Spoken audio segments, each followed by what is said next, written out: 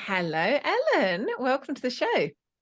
Hello, Lian. It's been a few months since we've seen each other, and it's really good to be back and talking to you again. It's wonderful, and I'm delighted to have the opportunity to share you with our listeners and on such a fabulous topic. Thank you. I think this is going to be one of those like rare gems that people don't come across very often, is my sense. Thank you. So I feel privileged to have the opportunity to kind of like shine the light on the gem that is you and your work. So as we were just talking about before we hit record, I know that you've got an really unusual background actually in what we're talking about today, the kind of old magical ways of Britain, are something that you've actually been born into and had handed down, which, very few people can say. And so I'd just love to start there with a bit of your family history and kind of what you know of it. And rather than going into the details itself of the ways, but just more about what you know of your family and their practices. Yes, certainly. Yes, it's unusual in that most people don't know about it, but actually there are rather more of us around who've been born into the old ways than are normally seen, because really until the millennium, people didn't want to come out. And I was one of the first people to say, I'm here, I'm out. But more people are now, which is very, very good. And of course, I've known people for years and years and years who say, oh, yeah, I was brought up similarly to that as well. So our old ways of Britain, we are an indigenous people. And you don't have to have been born elsewhere to be indigenous, and the old rights and the old ways are there. And my family was one of the ones who practiced it for many, many, many generations. Nobody knows how far back, and probably all the parchments have died in the water by now, if there were any. So I was brought up in that. And I was brought up in a couple of villages where there were other people who practiced the old ways too. So it wasn't my family was the only one. There'd be half a dozen, or in the second village, nearly a dozen other families who did. So, and this was back in the 1950s. And you didn't go blasting it around all over the place. In fact, you didn't talk about it to outsiders at all in those days, because your dad could lose his job or something like that. Oh, bloody wizard, has he won? I've been him. And there's still a bit of that now. I mean, try putting witch on your CV. See what happens. Yes. You may or may not get it. So I was brought up knowing the seasons, knowing that you could talk to animals, knowing that you could talk to plants, and that we did, because my uncles did, my aunts did, my mum did, my dad did, and the other children that I played with in the village, at least some of them, they all did too. And we'd celebrate the seasons, not awfully like you'd find in a lot of New Age magic. But, we had a hilltop actually in the village. Well, that was really quite important actually, because the village is built with a slight hill in the middle of it. And on the top of the hill was this quite old Norman church, which was, okay, it's a Norman church. But the saint that the Christians had taken to was Our Lady. And I don't think there's any other church in England that is dedicated to her. Her name is Urith, Urith, which is an ancient name.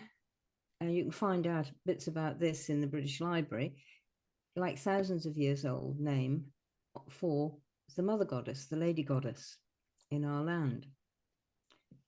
And she had a story where she was connected to the water and connected to the stream and the spring. So that was a bit special. Now, I wasn't born there, but my dad took us to live there when I was about 6.5, 7. And my mum was dead then. And there was a lovely lady he got to be like the housekeeper to look after the kiddie while he was at work. And of course, the most delightful thing happened. The housekeeper and dad fell in love, which Oh, is absolutely gorgeous. I'm not sure how I thought it so at the time. I thought it was all a bit confusing, but it was okay. And so they got wed. And I had a stepmom. And I got to know her family very, very well. Her sister lived in the house sort of next doorish to us. And in the wall between us, which was our garden wall and her garden wall, was the old village well, which is a spring which is, again, historically known about hundreds and hundreds of years, if not probably thousands, which was always a place of pilgrimage. And people still go there and they know the story and they still go there. It's very hard now to actually use the water. The water was supposed to be very good for helping eyesight and giving clear sight, which was really, really interesting because you probably know, some of you anyway, the French for clear sight is clairvoyance. Oh, of course, yes. Yeah. And yes, it meant both, if you were willing, if you were ready. So my aunt actually was the keeper. She owned the property that the well was on, and it was partly in ours as well. So that was sort of like an amazing connection. Her husband was a fantastic gardener. They weren't anybody special. They were just ordinary village people, ordinary people. He was a really great gardener. And, it was the days when you had the village show and the town show, and his plants were they were always amazing. And, he used to come away with prizes every time, and quite deservedly so too. And he always talked to his plants, and he actually used some of the preparations that I didn't know about at the time, was just what Uncle Perce put on the plants and Dad put on the plants too. But they're actually, some of them are the biodynamic preparations, which we now know about. Now, he didn't know anything about Rudolf Steiner or anything like that. It was just what you did. And of course, a lot of what Rudolf Steiner found was from people like him with what you did. And then he developed it further, which was wonderful. So I was growing up amongst these people who had sort of magical practices like that. I mean, another thing Uncle Perce could do, which I've got other friends who can do, is he could take bees. So there'd be a swarm of bees, which is about this time of year, and they'd swarm in a tree, and he got an empty hive. So he would take them along and see if they would come and live in his hive. But he just go out there, and he always wore a brimmed hat. As people did, and his shirt and his sort of trousers and the rest of it. And he'd take a ladder, he'd climb up the tree, just put ladder against the tree, climb up it. No protective gear, no beekeeping gear at all. And he'd just take the bundle of bees, they're usually about like that big, and take it down his arms, because there'd be bees all flying around him, and carry it back to the hive. He very rarely got stung. And my friends, I've got a couple of girlfriends who keep bees, and they both do the same thing. And it's because he knew he had this energy connection with the bees. So he tried to teach me, but I'm not very good at things like that. I've got some kind of deep-seated ancestral, whatever you want to call it, stuff, which makes me go at bees. And then they can sense it. They do. It says I don't want to talk to her. I mean, I'll talk to her from a distance, which I can do, but to get involved with them like you do if you're looking after them, I can't do that. So which is a bit sort of sad. But people who can, they have this energy connection. So I was brought up with that. Another uncle, he was a woodsman, looked after woods, not a gamekeeper or anything like that. But have you read, did you read Hidden Life of Trees? You know about it, don't you? Yes, Yeah, yes, absolutely. yeah. He was sort of like the bloke who wrote that. He's a German bloke. He was sort of like that. And he was really into the trees. And so were a couple of the women in the village as well. So they brought me up and taught me the ogam, as was practiced there, which is a little different from the books you'll read, though you can read my book and I've put in what I was taught, how I was taught, which is a little different. So I got really into this, and that the trees would talk to you. The trees had things to give you. You could take your problems to a tree and you would get an answer. You have to learn how to sit still and listen to the answer. But I know you know about that too. You get the answer you don't want, and so you decide to reject it. And it goes, no, that's the one you got, mate. Sorry. Yep. And my woodsman uncle also, he got me into trouble when I first went to school.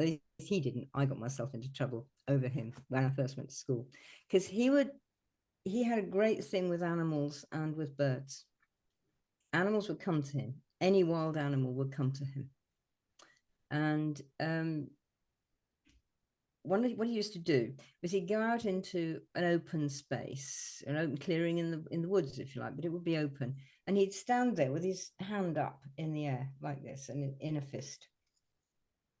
And within a minute or two, a wild hawk would be down, sat on his fist. Oh my goodness. Yeah. And it was gorgeous. He could call owls too. He taught me how to do that. I'm good with birds. I'm fine with birds. So he taught me how to do. I can still do that.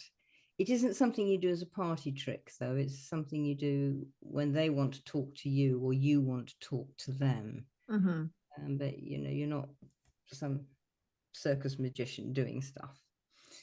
But that was, of course, fascinating, because I grew up with this when I was about 4 or 5, because this was part of my father's family. And so, you go to school and people are talking, and so you're all excited about, Uncle Jack and the buzzard who came and sat on his fist on Sunday, and you come out with it. No. I mean, you know what children are like, and they can be really horrid, actually. And so, I got into serious trouble of being, whoa, look at her, listen to her, whoa, weirdo, and whatever. And 1 or 2 who were interested, but an awful lot who were really not very nice about it. So Dad had already told me, so he said, you don't talk about things like that when you go to school. But how's a 5-year-old's not going to remember?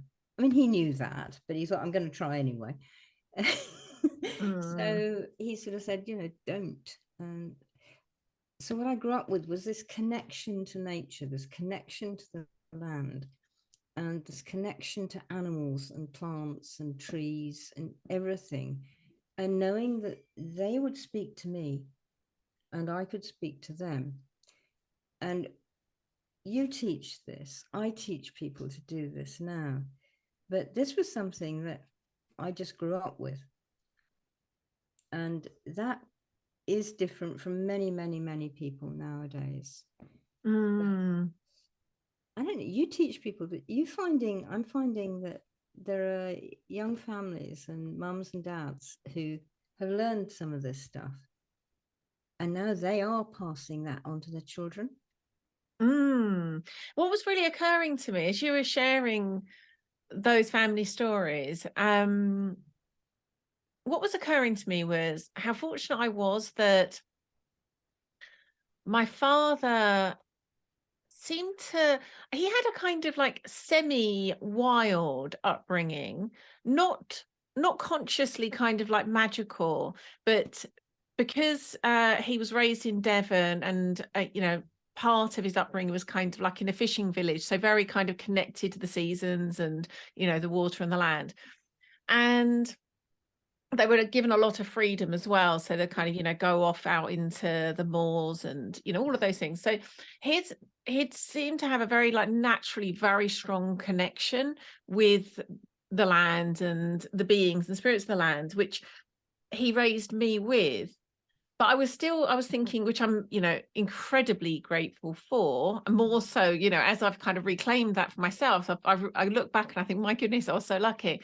But I was still thinking there is something really precious about that, knowing that it's something beyond that bubble of just your family. Like hearing your story feels like quite medicinal, even for me who lives this way. It's like there is something to know, like this is our people, our land, you know, goes beyond just a kind of, you know, a personal knowing, Yeah. or even just, you know, something my father handed down that I'm handing down to my children. I think knowing like that's all needed and possible, but I think knowing it has ancient roots feels really important to me. It does to me too. And certainly, I mean, the mums and dads that I know, so 3 or 4 mums and dads I know who are doing this, I mean, they've come through me and they know how old it is, but not just through me. And do you find this too? They know it because they've experienced it. They've gone to places that they love in their land. They've met the spirit of their house and their Mm. garden, and they've worked with that spirit. They've realized that, you know, you don't have to go to Stonehenge to find a spirited place. Oh There's one in your yes. house, you know. You saying that's just reminded me of an experience a month or so ago that, oh, was just one of those moments where, you know, you just have that kind of like, you know, that things are going in the right direction. Yeah. We were having some building work done in the garden, and I invited my children to come out and kind of like make an offering and a prayer to the land and ask permission. And I said, you don't have to at all. You know, I'm going to go out and do that. If you want to come and be part of it, you can, and be part of it as like much or a little as you want. And they both wanted to come. And they're so that, just for context, my son's 14, 15 this year, and my daughter's 12, 13 this year. And they both happily came. And then I said, you know, I'm going to do this, you know, feel free to join in or whatever. And I I spoke to the land, I called in the directions, and every time I called in the direction, they spoke after me and said their own like calling in. I'm getting chills again thinking about it, because it was so you could feel the connection, like how they knew what they were speaking to. They weren't copying what I was saying; they were saying their own thing. And then they both said a prayer, like to the land, to the building we're taking down, to the new building to come, and then both went and laid their offerings. And I was like simultaneously kind of like in the ceremony myself, but there was another part of me that was just witnessing them both just like take to this so naturally, and just thinking, they aren't doing this by rote, you know, whilst, you know, to an extent I've raised them like this, it isn't like I've taught them any of this directly, they've just witnessed. But it's more that they felt this, like it was coming from the heart, it was coming from that connection they were feeling to the spirits. And it was one of those memories, I think, that has become a bit like a touchstone of like, you know, this is what's possible when children are, and you know, any of us, any adults too, are put back into that connection, which does feel to me our birthright. It is our birthright. And I think, be honest, not even just our country, I think it's every human's birthright. Yes. And I think if children are allowed, I mean, like your dad, I was allowed to go out, you know, I went out on my pony one day and I was given camping gear and the ability to use it. And I come back a day or even 2 days later. And we had no mobile phones in those days. And Exmoor is not exactly littered with, you know, the old phone boxes either. No. Goodness. But again, you know, my parents knew they were going to do this with me. So they prepared me and, you know, well, you can do that, you know, you can manage that. Come on, have a go. And so you got this, yes, you can, from your parents. Not be afraid. It was, yes, you can do this. And you're not going to do that, are you? You know, you're not going to go and talk to somebody just because they stop in a car beside you, are you? You know, you'd be wary of them. You don't know who they are.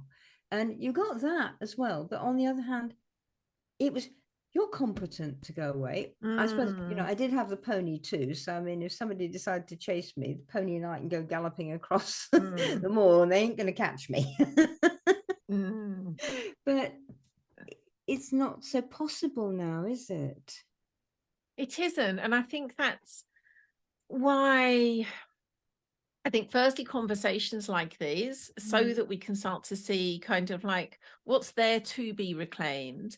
Yeah. But I think also much the work that we do at Wake and Wild is really looking at kind of like how do we create that alchemy of like the old and the new, Yes. the ancient with the modern. Like Yes. something has to happen that makes what we're talking about also make sense in a modern life.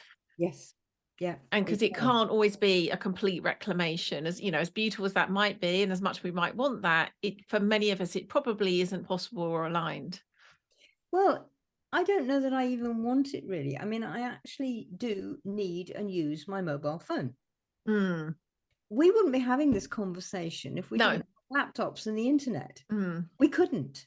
And I was having conversations with a friend in Mexico City yesterday, and we couldn't. And we could actually work together, and we could do, I do lives on LinkedIn and Facebook. I can talk to lots of people and they can talk back to me. So I don't want to lose any of that. On the other hand, we do want to use it properly. But that's part of what I'm really into. I've always been into it, but I'm really into it in the past year.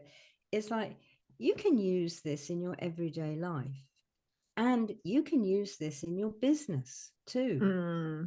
So, you know, you haven't even got to have a home life, which is like this, and a business which is separate. You don't. Because, I mean, you're a businesswoman. I'm a businesswoman, and we both use it in our business, don't we? Absolutely. And I think it's so interesting because the different circles of people I move in, I notice how even people who have, you know, may be very like deep in a particular kind of magical tradition in one kind of like compartmentalized area of their life, it's like there feels to me like sometimes a blockage in recognizing that it can be something that is, I mean, it's meant to be practical. This is something I think is actually really helpful thing to recognize. These ways, whether we look at it through the lens of kind of the old ways of Britain, whether we look at it through the lens of shamanism, like the whole point of them is they're practical skills to be used in service of our well-being, our survival even. And so it's kind of like, why would that suddenly not be the case now we're like in the modern world? If anything, I think it's even more of a call back to these ways of being that actually are meant to support us no matter what. So I really love that you brought that up. So one question I wanted to ask you was going back to those experiences you were having at school where you were starting to realize like, oh, not everyone is like this, which was very much the case for me. If like it happened, I don't really know how I managed to stay in such a bubble, but for me, I don't think that really dawned on me until maybe early secondary school. Where for whatever reason, I don't honestly know why it was later, but whatever reason, it just wasn't so obvious to me until a bit later, like, oh yeah, the way we live and the way that we think is radically different to how most people do. And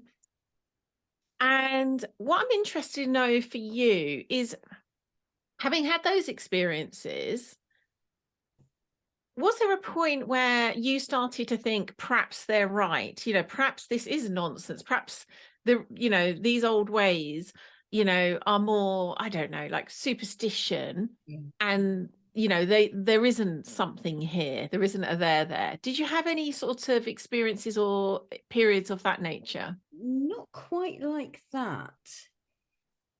I always knew, but my dad was a storyteller. I love stories and that sort of thing. So you will get stories. And I'm thinking now of the J.M. Barrie, the Peter Pan story.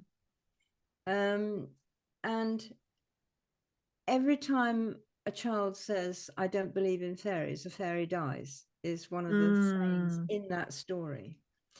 And I heard this as a little child and gradually got to understand it more and more because I like the story and it was a fun story.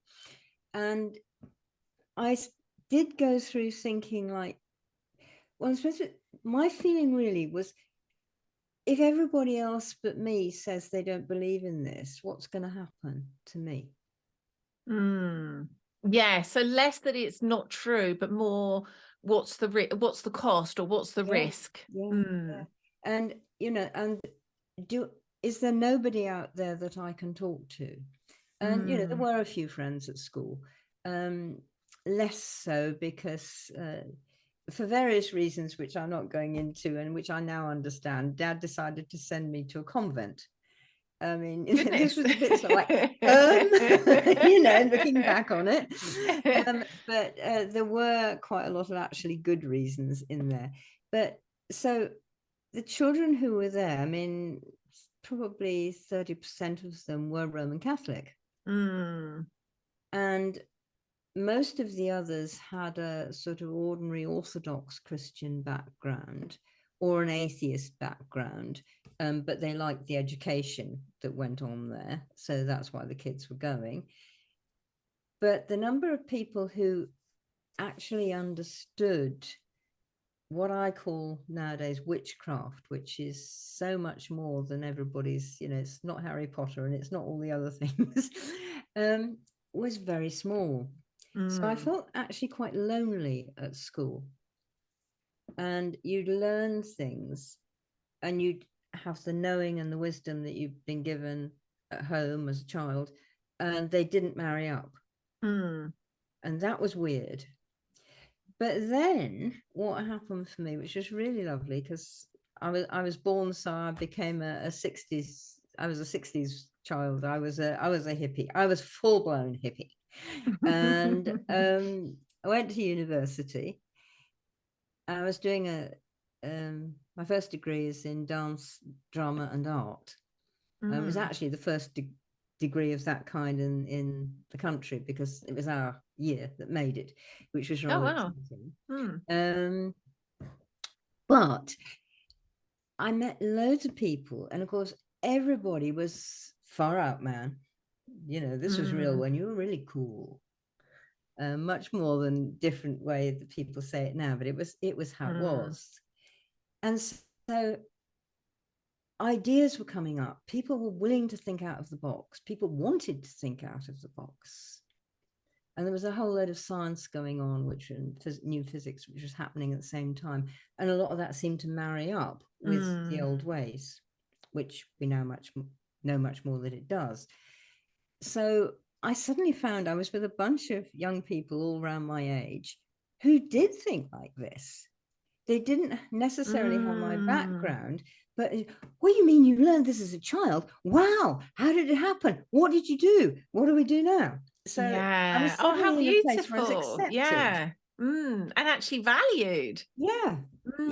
It was quite gorgeous, and it was a little bit breathtaking, because you're sort of going from one place where you were being incredibly careful with what you said to this other place where people wanted to know. Yes. And people wanted to add their ideas in for you, which was really lovely too. So it was a bit of an oddity. It's part of what set me off on my glorious thoughts, which I know you know about. They call the 1800s and that the age of enlightenment.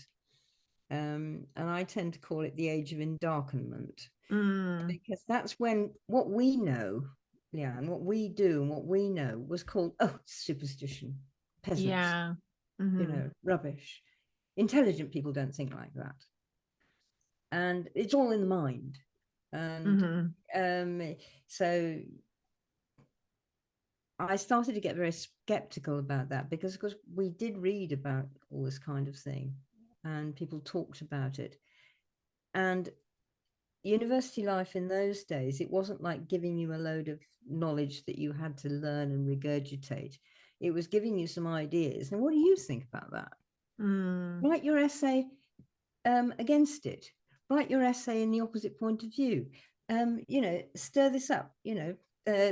Beautiful thing from one teacher I had was, now, I want you to write about and tell me about how you'd feel and what you would do if I invited you for a weekend's underwater pony trekking. And he was serious. He meant it. And we did.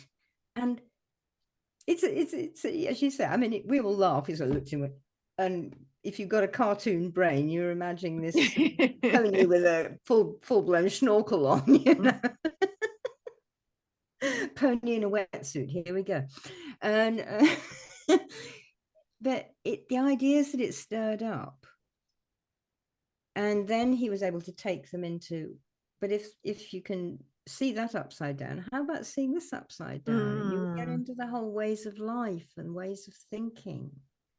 And I don't know, like really just stretching your consciousness. Really and stretching. an active imagination. I absolutely love that. It's interesting you talking about that era, because that was definitely my kind of dad's era, hippie through and through. And I've really recognized over the last 10 years, I'm not saying at all, the hippies had everything right, but it feels to me they had a lot right. It was a really important era for our, starting to open to ideas that have kind of since taken root and kind of like morphed into things that people would struggle to track back to the hippies. But absolutely, again, it wasn't the hippies at the start. That was a reclamation of older knowledge. But I think the hippies were so significant in that opening back to the old ways. It really feels like that to me. Yeah, I feel so too. And it was a very questioning era. You didn't have to take anything as fact. And you didn't have to take anything as fact in university either, which was really good. The tutors wanted you to question what they asked you. And they wanted to come back and they wanted to hear your thoughts. And they were very willing to, I mean, Sarah said, oh, I hadn't thought of it like that. That's interesting. Nowadays, I'm not quite so sure that people are enabled to question in the same way. Yes, it was absolutely kind of, I'm going to say trained into me, but I'm not even sure that's true, because I do feel it's actually very natural for humans. Our minds are meant to be curious. They're meant to be inquiring. So it was more that it was retained and encouraged. But I think so much of our culture is really pushing away from that and training people out of that. And yeah, I think that's absolutely the case. So bringing it back to this idea of the kind of the old ways actually being really relevant to our modern world. I'd love you to talk about, you mentioned at some point, the ways that you honored the seasons was, perhaps a bit different to kind of more the new age way that we might do that. I would love you to share a bit about what your practice looks like. What might a reclamation of the old ways in a modern context, what does that look like for you? Well, we're on It's a big question, I know. We're on rather a good day, aren't we? This is Midsummer's Eve, people. If you don't know, it's Midsummer's Day tomorrow. And so Midsummer's Day is a big turning point for the year. Now, it's a big turning point astronomically, quite apart from astrologically and in our old ways. But one thing that always happened in the old ways that I was taught, we worked with astronomy just as much as anything else. I understood from a little child that, everybody thinks, oh, midsummer's the beginning of summer. Well, the name's a bit of a clue for a start. No, it's the middle. But you know, people are told that because the weatherman's going to tell you that on the BBC tonight or something like that. And I also knew that the sun had been coming up and up and up since midwinter, and now it was going to start going down and down and down, and that actually we were going into the death half of the year, the lower half of the year, the inward half of the year, not the coming out part of the year, which is midsummer to midwinter. Now, when I was working for the Ministry of Defence, which I know you know about too, sorts of weird SEO jobs, and I just love the kind of twists and turns your life has taken. Oh yeah, I mean, someday I suppose some poor bugger ought to write it for me, but there you go. I was, amongst other things, I was a software designer and designing the whole of the computerized system for defense sales, which was quite a big job. And we'd gone from shoeboxes full of card index stuff to fully digitized, which was an amazing thing to do. I was in charge of the team. So I was team leader. Now, people who have businesses and have teams, I know you have a team. I don't at the moment, but I had them. Working with your team requires all sorts of incredible skills. Most of them are to do with relationships and your relationship with the team's relationship with you, and how much you weave together and how much you are the hierarchy at the top. And it's such a sea of differences and balances. As well as things like watching where the sun is, we also, of course, learned where the moon is. Because the moon does this, the same thing as the sun, this going through from darkness to full light to darkness again, every month.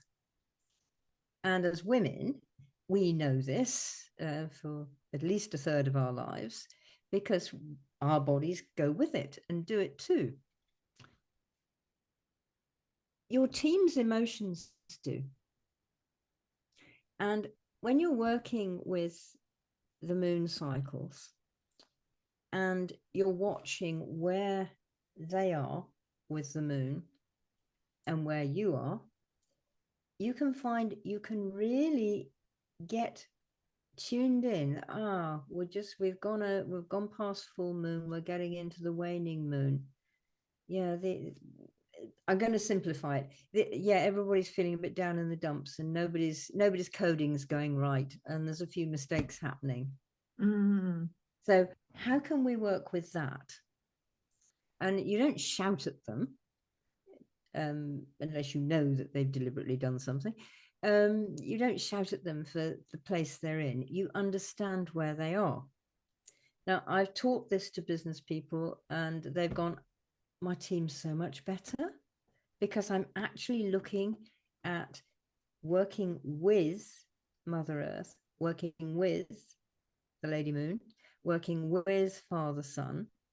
How are they all working together? And yes, they do affect me. I'm not living in my business and my team is not a bubble somewhere else.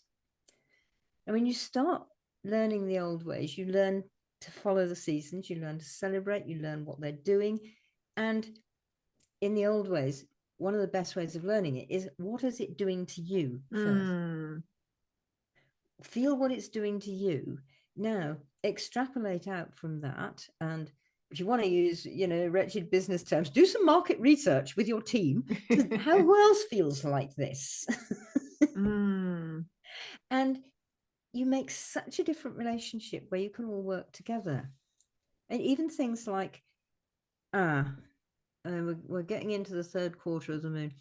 I tell you what, let's tell the boss that we're going to start this project next week when the moon's starting to come up. And it goes so much better. And then by the time you come to the dark side again, it's further on, you're more solid in it, and you can walk through that dark period.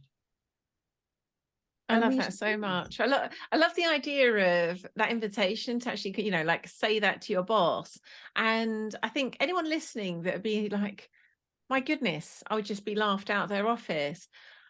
I think that's in itself a really powerful inquiry to be in, like Mm, what else needs to happen? What else needs to be seen? First and foremost, as you say, like personally, yeah, for that to even be something that could be possible. yeah. And that is something else that once you start learning the old ways, it gives you what we always call presence, which is, Mm, when you go to talk to a group of people, when you're leading something in your practice, yeah, you have this presence. Lian is here. Ellen is here. You, they there are ways in the ways we both teach that help you to be that person. People call it confidence. It's more than that. mm, It's absolutely knowing who you are and mm, being content with that, being content with all the things you're good at, as well as all the things you're bad at. And the thing, like, well, as a software designer, I could code, but a couple of my lads could code far better than I could anytime. And so I didn't try and beat them. I sort of said, Tim, I've got this problem. I sort of think it's sort of like that. Can you, yeah, give it to me, Ellen, I'll deal with it. mm, And I got them to do what they did best. And I did what I did best. And so this sort of went through because I was solid in myself. I didn't need to compete with my team. mm. I love what you said there about we know who we are. And what's occurring to me is that knowing who we are is contextual. It's like we know ourselves in a way through relationship. But of course, Yeah. this goes beyond the human relationships. And this goes back to our relationships to the land, our relationships to the other beings in the land, our relationship to the spirits of the land. And it's Yes. within that kind of context of that web, Yeah. we know ourselves. Yes. Absolutely. Absolutely. And again, if you know yourself with regard to the moon, for instance, you know yourself that you've actually landed in the right house. This is not a temporary Mm, place for a couple of months or a couple of years, that you and this house have some growing years together. mm, Ones. You can really get into that place. And when things have mm, gone wrong outside, you've had an argument with the girl in Tesco's on the queue or something, however small it is, you come back to home and home goes, there, it's all right. mm, And that is the whole feel of your house. And I think everybody has that. You open the front door and you go, oh, I'm home. mm. Yeah, and yet you do feel like You it do wraps feel its like you've been arms around. cuddled. Yeah. Mm, But we don't notice those things. And again, in the old ways, it's like, notice what's happening to you. mm, Notice what you feel here. And it's what people call gut instincts, but they're so important. And if you go against them, and we both know that, but if you go against them, you always end up proverbial creek without the paddle. mm. Yeah. What's just really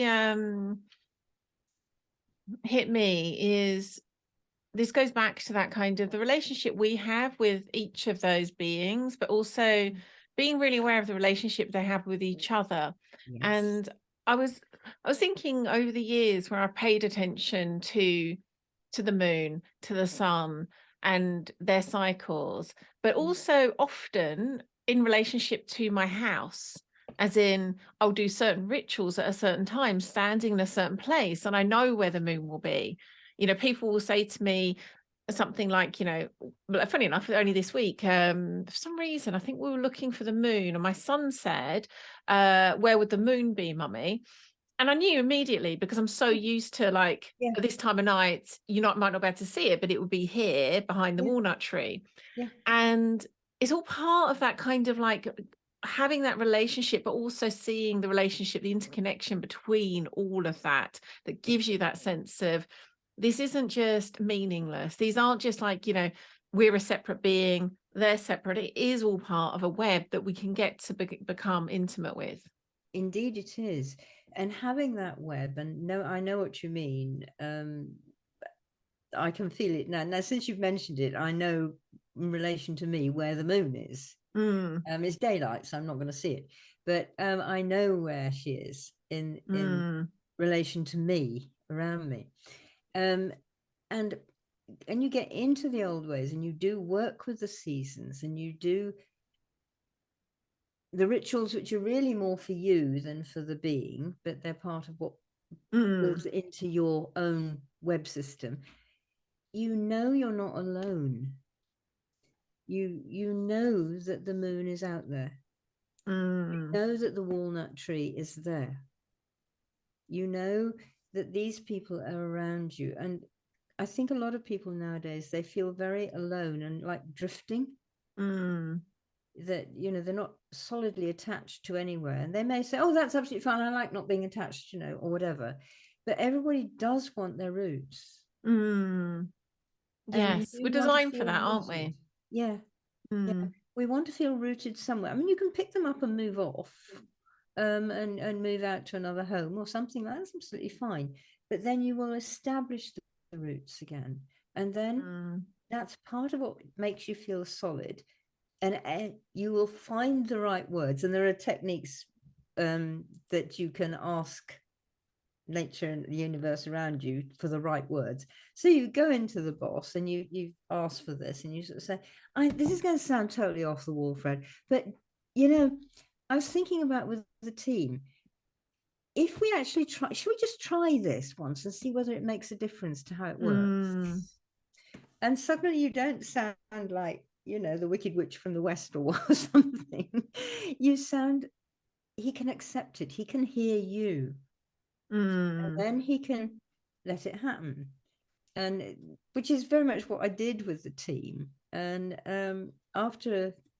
certainly after a year, after a few months, and they kept seeing it work, they said, we better do what Ellen says, because, you know, it screwed up last time when we didn't. So should we just do that this time? I can't explain it either, but who cares? All we want is this system to work. It works, yeah. The proof is in the pudding. It is, yeah. The time's flied by. We're coming up on time. I would love to know if you were to invite, you know, because many of our listeners have been loyal to this show for a long time, so they will have had, you know, probably their own practices of connection to the land. So and I still feel there's something in this conversation that potentially is kind of like inspired and opened like new doorways. How would you suggest that listeners can kind of walk through those doorways? What might be like ways that they can start to, you know, whether it be people on this land, on the British lands, or elsewhere, how would you say they could deepen into that connection? One way that seems to work for many, many people is to actually mark for yourself and give yourself space and time sunsets and sunrises. Even in the city, you can find somewhere to do this. I used to when I lived in London.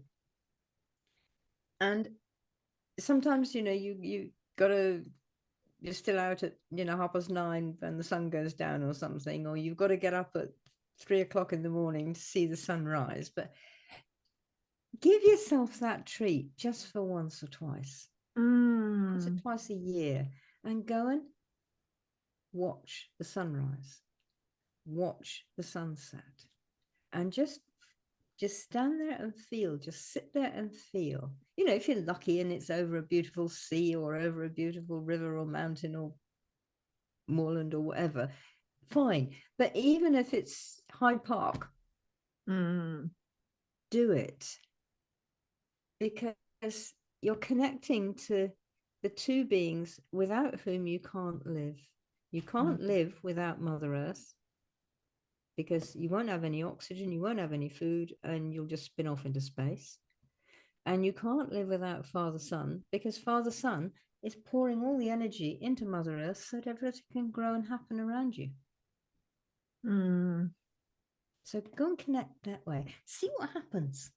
Oh, I love that so much, so much. Apart from anything, I just know whenever I'm present for sunrise or sunset, that being brought like viscerally present to that miracle Yeah, is like just beyond words. it Really, is. like, yeah. It is. Mm. It is. And it is a miracle. And do you know something, Leanne? It happens every blooming day. We're all looking for miracles. There's one. Whoa! Daily. Oh, yeah, yeah. I love that so much.